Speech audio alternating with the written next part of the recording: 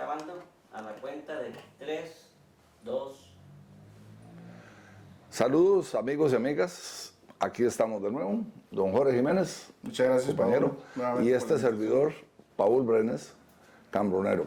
Estamos aquí para conversar un poquito más de historia local, contarles hechos, contarles fechas, información que a todos sabemos que les gusta, ¿verdad, Jorge? Creo que habíamos quedado en la relación de hechos la vez pasada con los eventos de los hermanos Tinoco y demás, pero habíamos prometido seguir con los eventos de 1948. ¿Cómo no? Creo que todavía nos queda material para 2 entregas, porque el tema del 48, la revuelta, la revolución, como quiera llamársele, que hubo en el 48, porque depende de la posición partidaria, yo no digo que ideológica, porque eso lo vamos a ver ahora, de cada quien pues le da un nombre diferente. Pero lo que sí es que en el 48 hubo una guerra civil, ¿verdad? Con un desenlace. Entonces ese es el tema de hoy. Luego tenemos otros temas que vamos a abordar posteriormente, ¿verdad? Sobre cuestiones militares, tal vez un poco más aisladas, tal vez un poco menos trascendentes, pero muy interesantes que han sucedido en San Ramón. Así que los invitamos a participar de esta conversación. Eso sería como dar un paso atrás en el tiempo para contarlas y después regresar, ¿verdad? Exactamente. Okay. Bueno, para hablar de la participación de los ramonenses en los hechos militares, que ha sido la columna vertebral de esta miniserie, ¿verdad? Que llevamos con 13 episodios. Recordemos que primero hablamos de la participación de los ramonenses en la campaña de 1856, campaña nacional. Luego hablamos de la participación de los ramonenses en la revolución contra los Tinoco en 1919, y ahora pues corresponde a la campaña o la guerra civil de 1948, en la cual los ramonenses por supuesto estuvieron en primera línea. Eso es lo que vamos a ver ahora. Okay. Entonces, para poder hacer una buena perspectiva de todo el fenómeno que es ¿verdad? de la gesta 48, ¿con qué arrancamos y en dónde? ¿Quiénes fueron los personajes que dan inicio a este conflicto? Bueno, yo empezaría más bien con los hechos y vamos introduciendo personajes, ¿verdad? Porque lo del 48 no empezó en el 48, ni en el 46, que hubo elecciones de medio periodo, ni en el 44, que fue también un proceso electoral en Costa Rica, ni en el 42. Esto arranca más atrás, ¿verdad?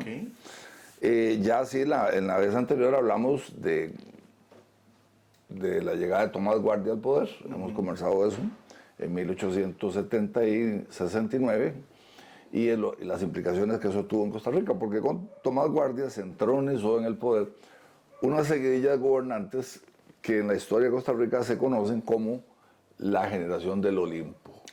Eran así conocidos, ¿verdad? ¿Por qué Olimpo? Bueno, para los que no conocen el término, el Olimpo es el cerro mítico en Grecia, en donde según la mitología griega residían los dioses, ¿verdad? Con Zeus o Júpiter como el rey de los dioses. Y entonces el Olimpo se ha considerado en otros lugares como, o siempre, a través de la historia, ¿verdad? Como el lugar donde reinan los dioses, donde reina el pensamiento. En fin, la connotación, es decir, vive en el Olimpo, puede ser que le digan, este muchacho no aterriza, ¿verdad? También se cree mucho, ¿verdad? Yo siempre lo he interpretado como un reino intelectual, una cosa así. Exactamente, pero el origen es mítico, ¿verdad? Por la cuestión de los dioses griegos que estaban en el Olimpo, ¿verdad? Esa es la connotación original.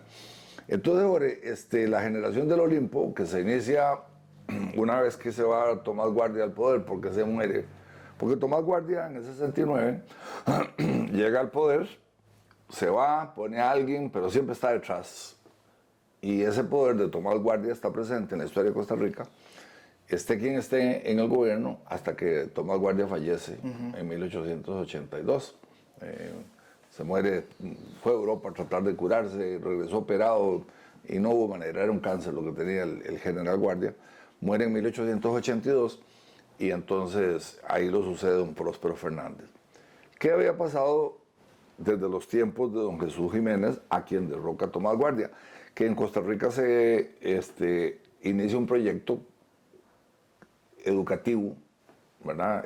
Recordemos que el ministro de Educación era don Julio Antes don de Julio, don Julián Bolio. Julián Bolio. ¿Verdad? Don Julián Bolio hace un intento. No, la reforma educativa, aclaremos eso, que don Mauro Fernández instaura en 1886, es obra de Julián Bolio. O sea, arranca con Julián y don Mauro, la garra y la... Julián Bolio propuso la reforma educativa en el gobierno de don Jesús Jiménez y esa fue la causa del derrocamiento. Hoy. ¿Okay? Entonces el proyecto se posterga por 17 años, hasta 1886, con don Mauro. Esa es la razón histórica, ¿verdad? Entonces la reforma educativa empieza con un proyecto de creación de un colegio que fue el San Luis Gonzaga, en Cartago, y para lo cual se trae de España a un catedrático ilustre que se llamó Valeriano Fernández Ferraz. Don Valeriano llega al país y crea, y empiezan con ese proyecto educativo, en el cual se matricula un montón de carajillos de la época, ¿verdad?, que van a llegar a ser la crema innata del país. Voy a citar algún ejemplo. Don Ricardo Jiménez, don Cleto González, don Manuel de Jesús Jiménez, el hermano de don Ricardo. Y hay muchos más, don Rafael Iglesias. Estoy diciendo nombres que luego ya te están sonando, Jorge, y supongo que a muchos de ustedes también. Entonces, se muere don Tomás Guardia en 1882. El proyecto tiene corta duración, pero sí tiene buenos resultados, ¿verdad? Luego se vuelve a retomar. Pero de ahí sale una generación privilegiada en Costa Rica, que luego van a entrar a la Academia de Derecho, a la Escuela de Derecho, que es uno de los residuos de la Universidad de Santo Tomás, cuando la reforma educativa de 1886, con el propósito de darle énfasis a la educación secundaria, que es cuando se crea el Liceo Costa Rica, el Instituto La Juela, el Liceo Señoritas, etc. Entonces se elimina la Universidad de Santo Tomás. Fue un error, pero con una muy buena intención. Entonces ahí quedan al mando de este país una clase intelectual que es creada básicamente por don Valeriano Fernández Ferraz. Y entonces es lo que se conoce como la generación del Olimpo. Ok, ahí estamos hablando ya de personajes como... De personajes ticos de verdad del siglo XIX que van a ir llegando a la presidencia uno por uno, o sucesivamente, ¿verdad? Y como te decía, viene don Próspero Fernández, que además era yerno de Tomás Guardia. Se muere Próspero Fernández y asume el poder Bernardo Soto, luego viene don Carlos Durán. ¿Y qué son ellos? Al igual que Tomás Guardia, todos estos educados, ¿verdad?, porque ya fueron sujetos de educación, son liberales a ultranza, ¿verdad? El liberalismo entendido de aquellos tiempos, no el de ahora, que es el agarremos todo para echarnos en la bolsa. Era un liberalismo diferente, es decir, vamos a ver, en ese momento el liberalismo más bien se conceptualizaba como lo contrario a las ideas conservadoras que provenían generalmente del pensamiento religioso. ¿Cabe el término progresista ahí? Sí, progresista, muy progresista, claro. Esa era la característica de los liberales de esa época. Bueno, pues entonces se empiezan a suceder los liberales en el poder y va a pasar durante casi 70 años, ¿verdad? Está don Próspero, luego Bernardo Soto, luego Carlos Durán, luego José Joaquín Rodríguez, los dos periodos de Rafael Iglesias, luego don Ascensión Esquivel, el primer periodo de don Cleto, el primer periodo de don Ricardo, Alfredo González Flores. A don Julio yo no lo meto entre ese grupo, aunque lo era en esencia, ¿verdad? Luego otra vez don Ricardo, otra vez don Cleto, otra vez don Ricardo. Julio Acosta, dijiste, ¿va? Julio Acosta. Okay. Y finalmente, en las elecciones de 1936, ese ciclo se rompe. Porque llega a la hora de escoger presidente de la República y ha surgido en el país un caudillismo extraordinario alrededor de la figura de don León Cortés Castro. Don León Cortés Castro ya venía con presencia en los gobiernos anteriores, había sido diputado, pero además fue lo que llamaban en esa época ministro de Fomento, o sea, de Transportes, ahora en estos días, en el gobierno de don Cleto y en el último gobierno de don Ricardo, ¿verdad? Como que lo estaban engordando como un chanchito para Navidad, lo estaban preparando para que fuera presidente. De manera que, por ejemplo, hay algo muy claro, en San Ramón, en 1931-32 se inicia la construcción de la Escuela Jorge Washington para reponer el edificio que lamentablemente perdimos en el terremoto de la Escuela Central de Niñas y Varones, que se encontraba en donde está actualmente la Municipalidad de San Ramón. Entonces, ¿quién era el presidente de la Junta de Educación en San Ramón? Eliseo Gamboa Villalobos. Y don Eliseo hace un turno, recoge una platilla, va a varias actividades, 15,000 pesos, más en La Manzana, en donde actualmente está, y van de don León Cortés, que era el ministro, y le decía, aquí está esto, hagamos la escuela. Casualmente en el 36 viene León Cortés y queda presidente, y la escuela se la entrega a León Cortés a don Eliseo en el 39. Pero lo importante es que pasa en el 36. El candidato liberal no era León Cortés, a pesar de que había estado en esos gobiernos. El candidato era Octavio Beche, ¿verdad? Don Octavio era lo que se podía considerar el heredero natural de la generación del Olimpo. Pero don León lo derrota. ¿Por qué? Porque don León Cortés ya venía amasando ese progresismo intenso que él manifestaba desde que era ministro de Transporte. Costa Rica era un país incipiente, que estaba mostrando un crecimiento ya desde principios de siglo, ¿verdad? Recordemos el Teatro Nacional, el auge cafetalero, bueno, que a veces tenía también sus puntos bajos, pero que era el pie fuerte de la economía costarricense. Entonces, don Octavio Eche, sucumbe ante León Cortés, que tiene ya una cara nueva. León Cortés llega a una administración en donde manifiesta lo que ya se le sabía. Se le conoce como el gobierno de la varilla y el cemento, porque empezó a construir obra pública por todo lado y eso le gustó mucho a la gente. Pero lo hizo previamente, desde que estaba en el Ministerio de Fomento, en la Secretaría de Fomento. Entonces León Cortés en el 36 reúne a la juventud. Ahora, recordemos que en los 30 Costa Rica es un país ya diferente, ya se creó el Partido Comunista, el antecedente inmediato fue el general Jorge Bolio y el Partido Reformista, antitos de Jorge Bolio y ya las feministas de este país, Corina Rodríguez entre ellas, estaban luchando por el voto femenino, es decir, era un país que ya tenía una convulsión social significativa. Entonces, en el 36 ya este país no es el paisito campesino, ¿verdad? Todos los muchachos de pie descalzo, sino que ya hay una casta intelectual que está destacando. Y el cortesismo había desarrollado una gran fuerza. El cortesismo muy fuerte. Entonces se da un movimiento alrededor de León Cortés y León Cortés se convierte en el caudillo, ¿verdad? Caudillo conservador, porque León Cortés era de ideas conservadoras. Tan es así que a León Cortés le corresponde llegar al poder en 1936, cuando está empezando el desarrollo de la Guerra Civil Española, que es un acontecimiento que marca al mundo, no solamente por el tema bélico, sino ideológico, porque la Guerra Civil Española corresponde a un movimiento que ya se está entronizando en otros países, que es el surgimiento del nazismo, en Alemania, el fascismo en Francia y en Japón, ¿verdad? Entonces, Alemania e Italia toman a España como un laboratorio de esa guerra que se va a empezar luego en el 39. Entonces, eso obliga a todo el mundo a tomar, casi que todo, tomar partido. En Costa Rica existía una cantidad inmensa de alemanes, de italianos, que habían migrado aquí desde el siglo XIX. Entonces, eso convierte como Costa Rica como un espectador VIP, digamos, para usar palabras ahora, primera fila de lo que estaba pasando en Europa tomando partido. Entonces, esos caudillismos que surgen ahí se amarran de una manera muy, muy fuerte. De León Cortés se decía que tenía ideas nazis. Sí, se habló. Lo que pasa es que hay que hacer una salvedad.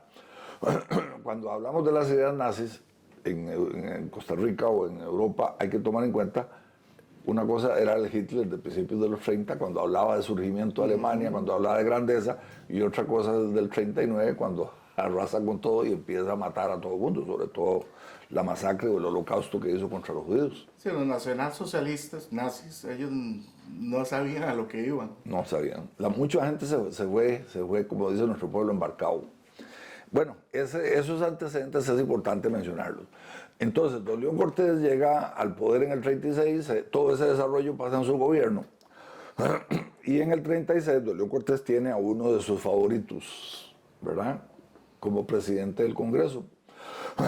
que es el doctor Rafael Ángel Calderón Guardia, un médico de 40 años en ese momento, 36 cuando llegó a León, porque Rafael Ángel nació en el 30, en el 900, que estudió en Bélgica y venía con una doctrina social de la iglesia muy impregnada, él deseando hacer el bien y el bien común, etcétera, todo aplicando esa doctrina. Entonces viene don León Cortés en el 40 y designa a su sucesor. No decimos que le puso una firma en algún lado, ¿no? Ya se sabe que la influencia del presidente y sobre todo de un caudillo como León Cortés es muy importante para decir quién sigue. O sea, dijo, usted va a seguir. Sí, exactamente. ¿Y quién fue esa persona? Te apoyo y vámonos. El asunto es que así llega Calderón Guardia al poder en 1940 y alrededor de Calderón se mueve, por supuesto, el cortesismo, ¿verdad? Datos curiosos, don Pepe era cortesista, don Chico era cortesista. Todos los actores que vamos a ver en el 48 eran cortesistas en el 36. ¿Dónde ocurre la fractura de ese movimiento? La fractura ocurre cuando Calderón llega y empieza a exponer y a plantear y a ejecutar, lo peor de todo fue ejecutar sus ideas socialcristianas. Entonces empieza a tratar de hacer cosas diferentes y León Cortés se le revela, se le para manos, también para seguir usando frases muy ticas, se le para manos y no le gusta lo que está haciendo Calderón. Entonces empieza una lucha de tendencias de poder en la que León Cortés representa el gran capital de este país y Calderón empieza a recular, ¿verdad? En su popularidad, en su fuerza política y de pronto se da cuenta que se va a caer si no tiene algo que lo ayude, un pie amigo, ¿verdad? Entonces ahí es donde viene una alianza con el recién fundado Partido Comunista de Costa Rica, que se había fundado apenas 8 años antes, en 1932. Manuel Mora, Arnoldo Ferreto, Luisa González, Carmen Lira y otra gente que ahora todos son beneméritos de la patria, habían fundado el Partido Comunista, que había tomado mucha fuerza desde el principio, sobre todo porque en Costa Rica había un auge especial en la actividad bananera, con empresas transnacionales que venían y ejercían una explotación inmisericordia sobre nuestros campesinos. Sobre lo cual escribe Carlos Luis Fallas. Exacto, y Carlos Luis Fallas es quien organiza y lidera la gran huelga de 1934, que fue una huelga histórica, ¿verdad?, contra las bananeras, y en donde el gobierno se alinea a favor de las bananeras, lógicamente, que eso es exactamente la fuerza que adquiere el Partido Comunista. Okay. Entonces, en el 40-41, Calderón Guardia no le queda más remedio que buscar alianzas y busca a Manuel Mora Valverde. Y Manuel Mora Valverde sugiere, o entre ambos pactan, en también recurrir a Monseñor Sanabria, el arzobispo de Costa Rica, ¿verdad? Y se logra armar esa alianza triple, ¿verdad? ¿Qué significa eso? Que ya eso se rompe con León Cortés, básicamente. Calderón Guardia pasa a ser la fuerza política contraria a León Cortés y el cortesismo se fractura. Unos están con Calderón y otros están con León Cortés. Y empieza a manifestarse con más fuerza a partir de ahí un fenómeno que era típico en Costa Rica, que es el fraude electoral. Recordemos que una de las grandes ganancias de la revolución del 48 es la creación del Tribunal Supremo de Elecciones, ¿verdad? Porque antes de eso los votos llegaban a casa presidencial y ahí se contaban, ¿verdad? ¿Usted sabe cómo? Sí, se contaban, y no había computadoras, todo era a mano, hombre. Entonces, de ahí pasaban cosas muy misteriosas, se desaparecían pueblos enteros, ¿verdad? Y eso era algo ya usual en la política en Costa Rica. Y otro agravante es que en Costa Rica teníamos elecciones de medio periodo. ¿Qué significa eso?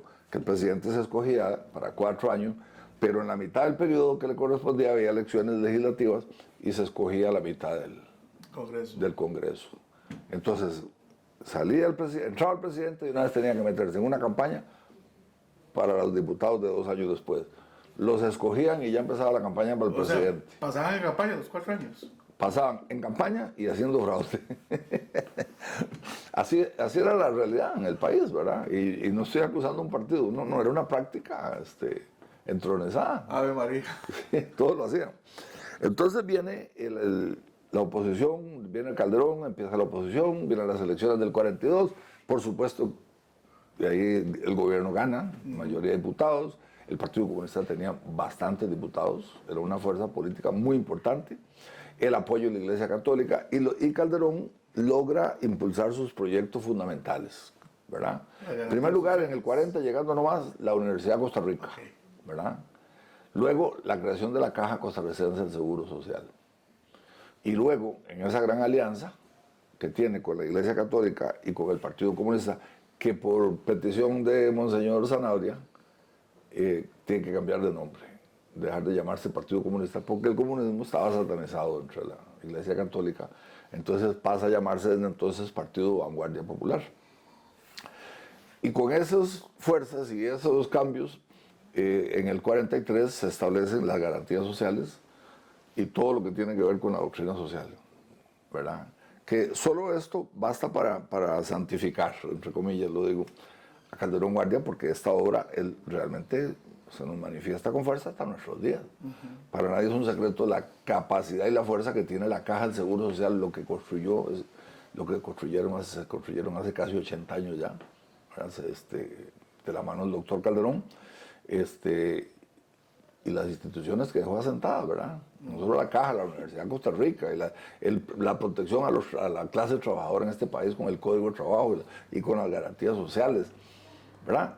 Entonces, ese nunca fue el tema de discusión, a pesar de que sí, había una fuerza inmensa en este país que propugnaba por eliminarlas. ¿Por qué? Porque dejaba intereses de... Eso sí, deja menos ganancias, ¿verdad?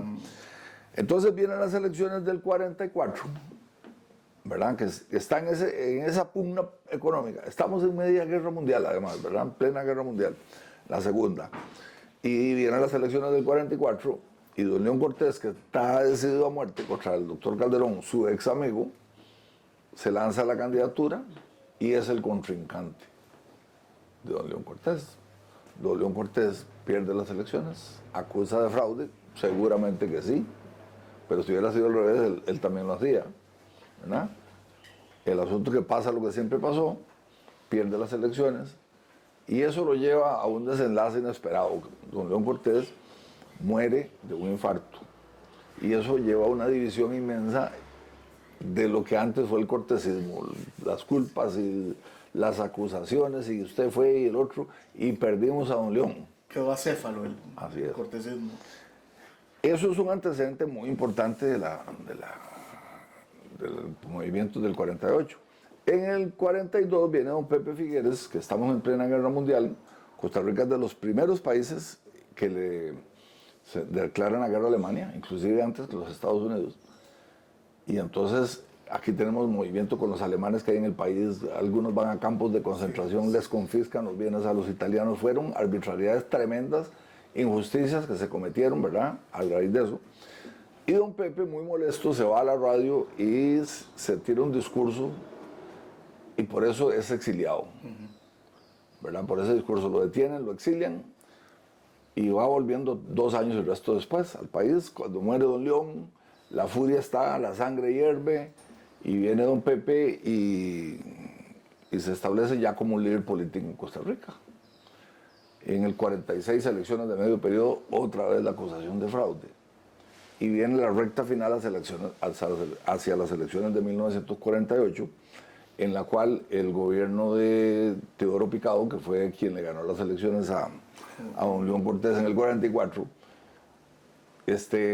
y ahí se postula por parte del gobierno nuevamente el doctor Calderón, y por parte de la oposición se logra amarrar y lo nombran a Otilio Ulate Blanco.